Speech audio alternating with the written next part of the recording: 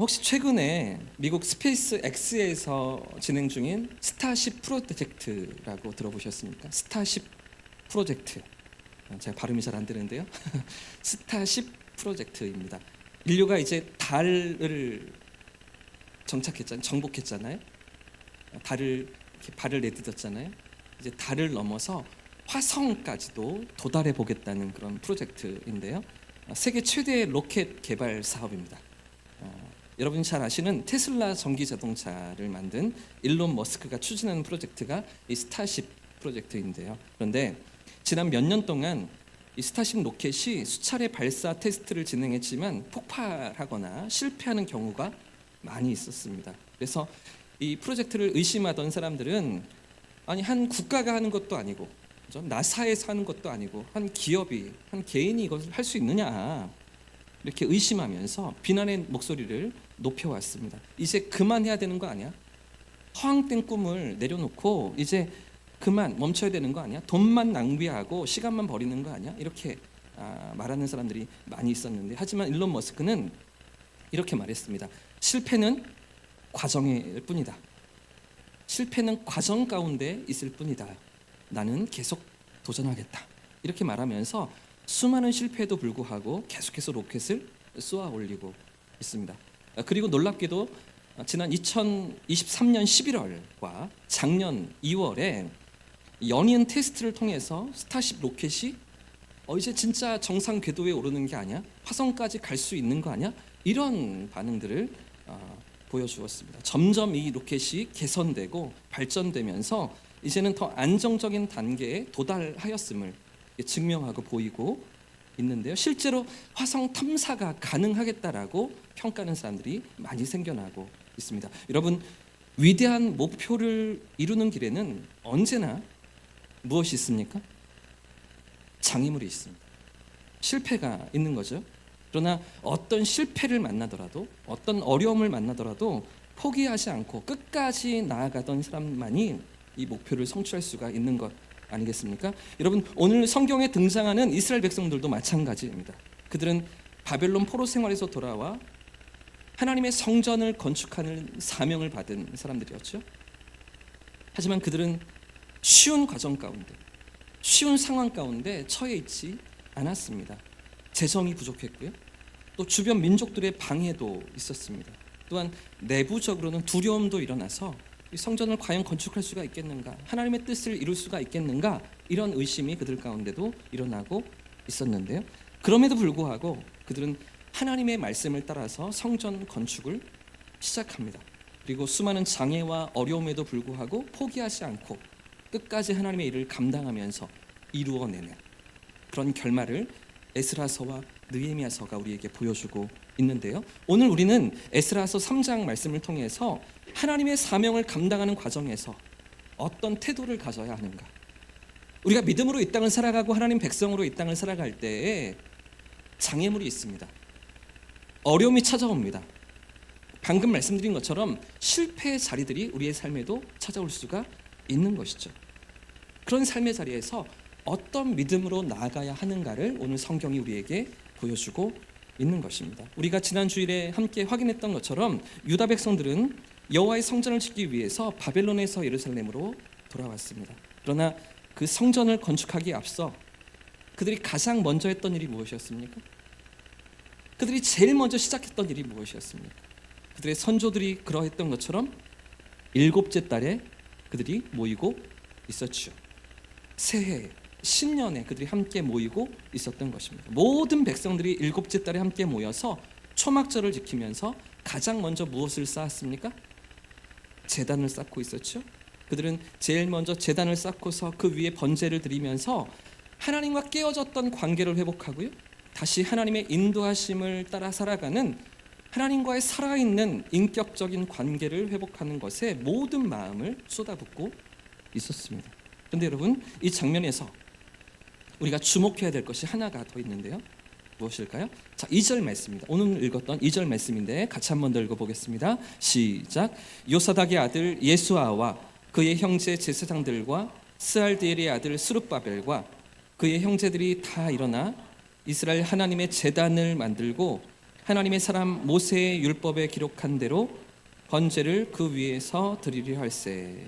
야, 이렇게 지금 유다 백성들이 제단을 세웁니다. 그리고 번제를 드리려 합니다. 이렇게 할 때에 그들이 제일 중요하게 생각했던 것이 무엇인가 하는 것입니다. 이렇게 초막절을 지키면서 번제를 드리면서 하나님과의 관계를 회복하기를 원하는데, 그런데 이런 모든 일들을 진행해 가는 과정 가운데 그들이 또 하나 중요하게 생각했던 것이 무엇인가? 방금 우리가 같이 읽었던 2절 말씀에서 여러분 어떤 대목이 중요해 보이십니까? 어떤 구절이 여러분에게 좀 중요하게 느껴지십니까? 이제 돌아온 백성들이 다 함께 일어났습니다. 모두가 함께 한 마음으로 한 뜻으로 지금 일어나고 있는 것입니다. 그리고 이스라엘의 하나님을 위한 제단을 만들었고요. 그 위에 번제를 드리려고 하는데, 그래서 하나님과의 살아있는 만남 속으로, 그 관계 속으로 그분의 임재 안에서 다시 신앙을 회복하는 자리로 나아가려고 하는데, 그들이 어떻게 번제를 드리고 있습니까? 하나님의 사람 모세의 율법에 기록한 대로입니다. 기록한 대로. 그저 자기들의 생각대로가 아니라는 것이죠. 자기들이 원하는 방식대로가 아니라는 것입니다. 하나님의 말씀에 따라서, 율법에 정하신 그 방식에 따라서 번제를 드리고 있었다는 것입니다. 이어지는 3절 말씀에도 보시면 그들이 제단을 세웁니다. 제단. 번제를 드리기 위해서 제단을 세우는데, 이 제단을 어디에 세웠는가? 3절 말씀해 보십시오. 어디에 세웠습니까? 어디에 유다 백성들이 제단을 세우고 있습니까? 그 터 위입니다. 터 위. 그 터 위에. 여러분, 그 터가 무엇일까요? 그 터. 원래 제단이 있던 그 자리. 그들이 생각하기에, 그들이 보기에 좋은 자리가 아니라 원래 제단이 서 있던 그 자리. 그들의 선조들이, 하나님의 부르심을 받았던 믿음의 백성들이 늘 제사했던, 번제를 드렸던 그 자리, 바로 그 터 위에 제단을 세웠다는 것인데요. 자, 4절 말씀도 보시면 그렇게 제단을 쌓고 번제를 드리고서 이게 초막절을 또 지킵니다. 그런데 이 초막절을 어떻게 지키는가? 4절 말씀도 같이 읽어보겠습니다. 4절 시작. 기록된 규례대로 초막절을 지켜 번제를 매일 정수대로 날마다. 돌아온 백성들이 어떻게 초막절을 지켰습니까? 기록된 규례대로입니다. 여러분, 이게 무슨 말일까요? 이게 어떤 의미일까요? 지금 성경이 유다 백성들의 어떤 모습을 우리에게 보여주고 있습니까? 성전을 짓기 위해서 예루살렘으로 돌아온 것, 이것만도 너무나 귀한 모습 아닙니까?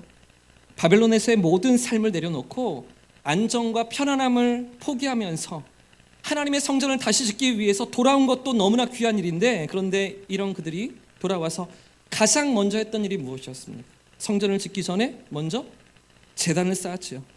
성전을 다시 세우는 것, 건물을 올리는 것, 그것이 계획이었고 목표였지만, 그러나 성전 건물을 짓는 것보다 더욱 중요한 일이 무엇인지 그들이 알고 있었던 것이죠.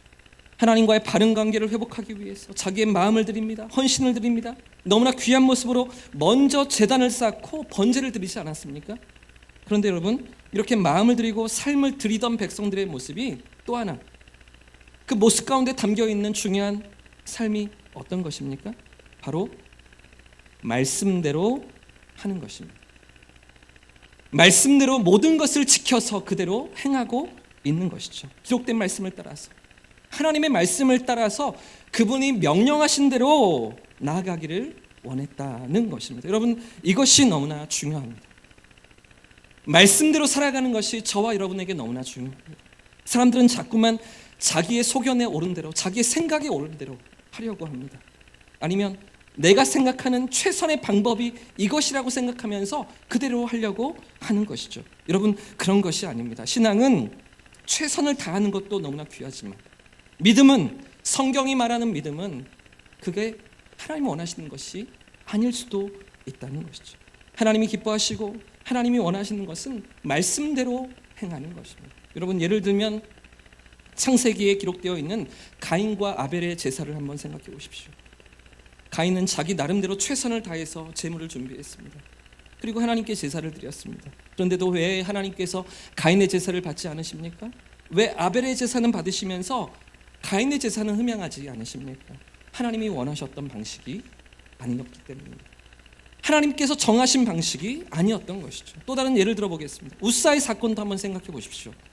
하나님의 언약궤가 아비나답의 집에서 약 20년 동안 머물러 있었습니다.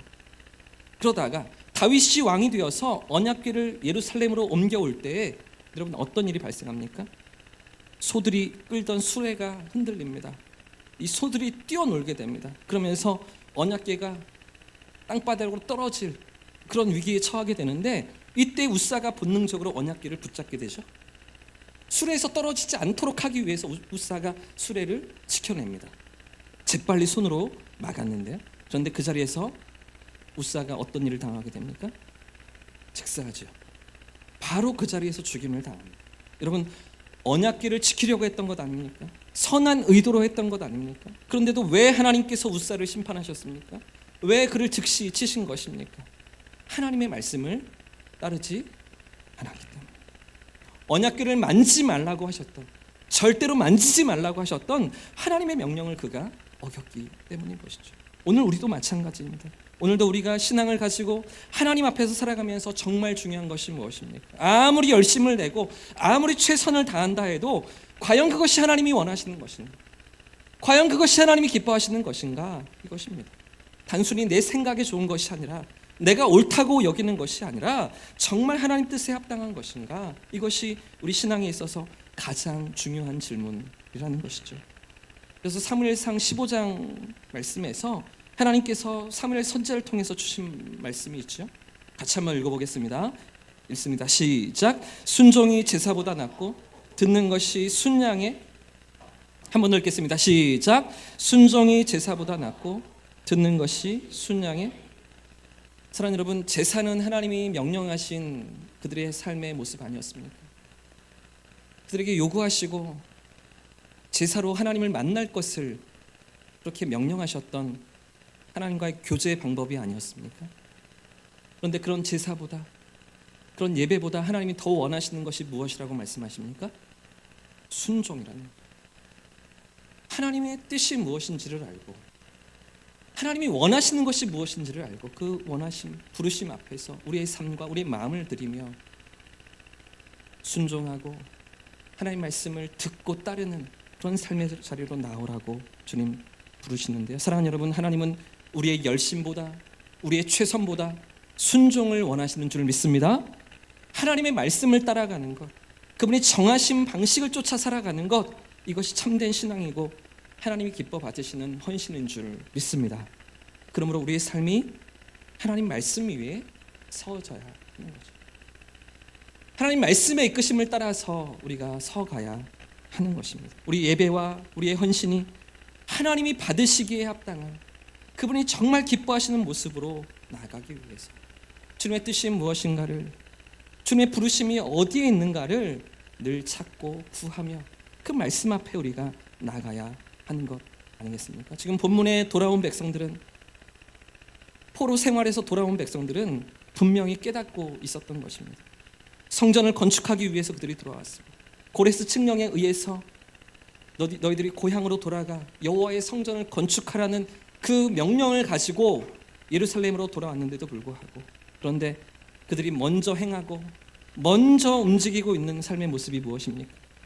그들이 깨달아 알고 있는 것이, 그들이 기억하고 있는 것입니다. 왜 나라를 빼앗겼는가? 왜 성전이 무너졌는가? 이것을 기억하고 있는 거죠. 70년 동안에 왜 비참한 생활을 그들이 겪어야만 했는가를 기억하면서 하나님의 뜻 앞에, 하나님의 말씀 앞에 그들이 서고 있는 것입니다. 그들이 왜 나라를 빼앗겼습니까? 말씀에 순종하지 않았기 때문입니다. 성전이 있었습니다. 제사도 있었습니다. 율법도 있었습니다.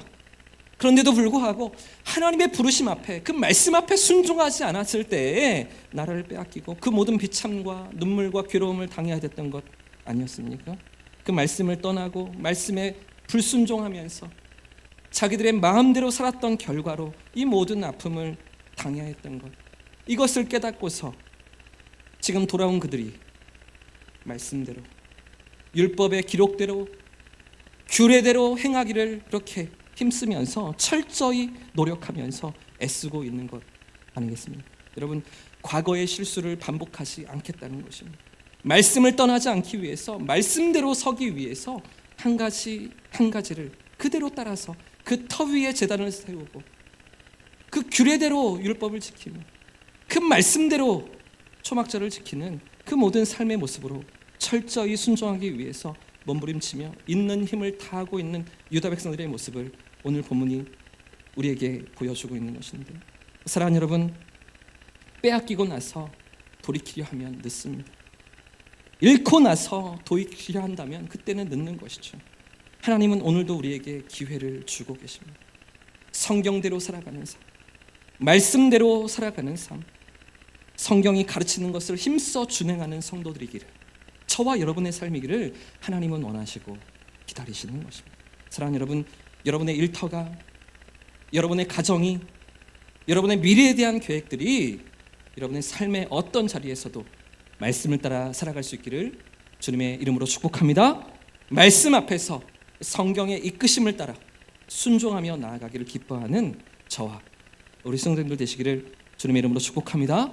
저는 지금 한국교회가 겪고 있는 지금의 모든 어려운 상황도 사실 모든 문제의 원인이 여기에 달려있다고 생각합니다.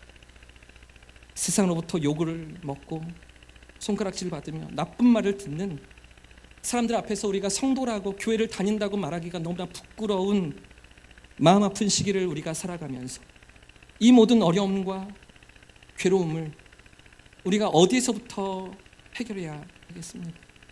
이 문제의 해결책을 어디에서 찾아야 하는 것입니까?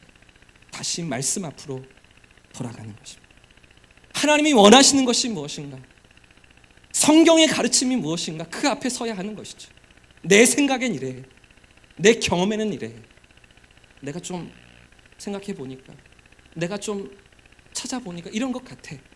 내 주장이 아니라 하나님의 뜻이 어디에 있는가, 하나님의 부르심이 어디에 있는가를 찾고 말씀 앞으로 돌아가는 것, 거기에 우리의 삶의 해결책이 있는 줄 믿습니다. 다시 말씀을 붙잡는 것입니다. 말씀 앞에서 우리의 삶의 걸음을 나아가는 것이죠.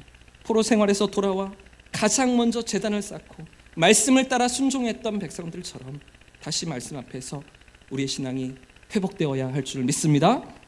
그렇게 우리가 말씀을 붙잡고 살아갈 때 우리의 삶을 사용하시고 우리를 통해서 당신의 역사를 이루어가시며 오늘도 이 땅 가운데 소외되고 아파하고 고통받는 영혼들에게 다가가시고 그들을 붙드시고 건지시며 일으키시는 하나님의 은혜의 통로로 교회를 사용하시고 저와 여러분의 삶을 사용하실 줄 믿습니다. 그런 하나님의 역사를 기대하면서 여러분, 우리가 너무 지쳐있지 않습니까? 여러분, 너무나 우리가 낙심해 있지 않습니까? 우리의 삶은 삶대로 이렇게 피곤하고 우리의 삶의 현장은 너무나 문제가 많고 내 마음대로 되지도 않고 어려움이 계속되고 어디서부터 내 삶의 문제를 일으켜야 할지, 해결해야 될지, 우리 삶의 걸음이 때로는 너무나 힘겹고 지치고 피곤하게 느낄 때가 여러분 많지 않으십니까? 말씀 앞에서 하나님의 인도하심 앞에서 우리의 삶을 붙드시고 우리의 걸음을 인도하시는, 우리의 삶을 책임져 주시는 하나님의 은혜를 경험하고 그런 은혜의 통로로 쓰임받는 저와 여러분의 삶이길 축복합니다. 여러분, 그런가 하면 또 하나 오늘 본문 가운데 우리의 삶 가운데 한 번 더 적용해 봐야 되는 것은 3절 말씀에 우리가 한 가지 더 생각해 보기를 원하는데요, 우리의 예상과는 다르게, 우리의 생각과는 다르게 이렇게 믿음으로 나아가는 유다 백성들의 삶 가운데 조금은 생각하기 어려운 고비들이 3절 말씀에 기록되어 있습니다. 사실 돌아온 백성들이 제단을 쌓고 번제를 드릴 때 그 모든 상황들이 평탄하지만 않았다는 것이죠. 모든 일들이 순조롭고 어려움이 없지만은 않았다는 것입니다. 사실은 쉽지 않은 상황 속에서 어려운 상황 가운데 돌아온 백성들이 말씀에 대한 순종과 헌신을 실천하며 나타내고 있었다는 것인데 3절 말씀을 같이 한 번 더 읽어보겠습니다. 3절입니다. 시작. 무리가 모든 나라 백성을 두려워하여 제단을 그 터에 세우고 그 위에서 아침 저녁으로 여호와께 번제를 드리며, 방금 읽은 우리말 성경에는 돌아온 무리가 모든 나라 주변 모든 나라 백성들을 두려워하여서 그래서 제단을 그 터 위에 세웠다 이렇게 번역하고 있죠. 그런데 여러분 영어 성경을 보시면 이렇게 번역하지 않고요. 약간 다른 표현으로 이렇게 번역해 놓았습니다. NIV 성경이 이렇게 되어 있는데요. 이 정도는 쉽게 해석이 되시니까요. 다 이제 알아 읽으시니까요. 여러분 이런 의미입니다. 무리가 모든 나라 백성을 두려워하였음에도 불구하고 영어 성경에 despite of 이렇게 되어 있잖아요. 그럼에도 불구하고 무리가 모든 나라 백성을 두려워하였음에도 불구하고 제단을 그 터 위에 세웠다는 것이죠. 여러분 저는 이 영어 성경이 조금 더 좋은 번역이라고 생각이 듭니다. 더 원문에 가까운 그런 성경 표현이라고 생각이 듭니다. 여러분 우리가 주님의 몸된 교회를 세우고 하나님의 일들을 감당할 때 거기에 반드시 무엇이 있을까요? 우리가 믿음으로 살아가려고 몸부림치고 애쓰는 그 삶의 현장에 그 자리에 반드시 무엇이 있습니까? 장애물이 있습니다. 어려움이 있습니다. 우리가 에스라서 4장에 넘어가서도 더 자세히 살피겠지만 우리가 하나님의 뜻을 쫓으며 그 말씀을 따라서 살려고 할 때 반드시 장애물이 찾아오는 것인데요. 그 장애물에도 불구하고 제단을 세웁니다. 그 어려움에도 불구하고 하나님의 성전을 지어 나아가는 것이지 장애물이 없어지고 나서 장애물이 다 사라지고 나면 그런 일들을 하는 것이 아님을 오늘 성경이 우리에게 보여주고 있는 것입니다. 오늘날 많은 사람들이 이렇게 말합니다. 많은 교인들이 이렇게 말을 합니다. 상황이 좀 더 나아지면 그때 하나님을 위해 헌신하겠습니다. 문제가 다 해결되면 그때 주님을 위해 일하겠습니다. 장애물이 사라지면 그때 교회를 위해 봉사하겠습니다. 그러나 여러분 성경은 그렇게 말하지 않습니다. 유다 백성들은 두려움에도 불구하고 위험이 있음에도 불구하고 상황이 여의치 않음에도 불구하고 제단을 세우고 있던 것이죠.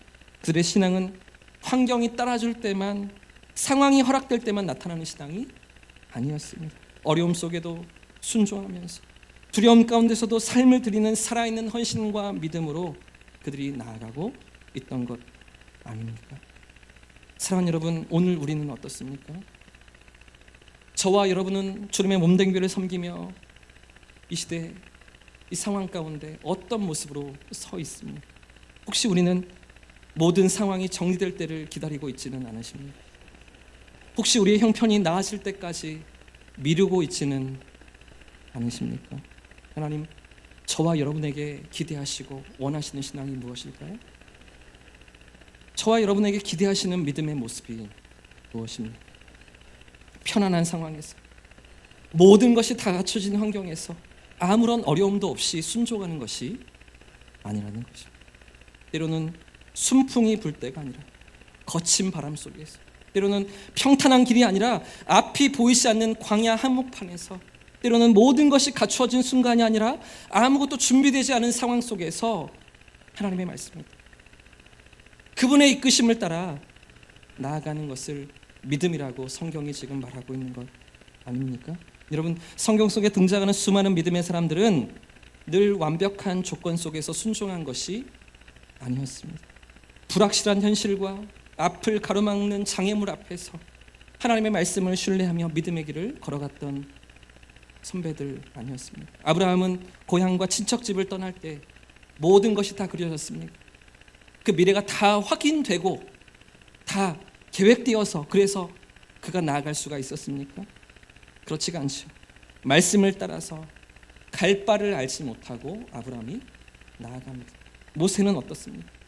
출애굽한 이스라엘 백성들을 이끌고 광야길을 걸어갈 때, 그것이 40년 동안을 그들을 이끌어갈 때에 여러분, 모세가 출발하면서 홍해가 갈라질 것을 알고서 그가 출발했습니까?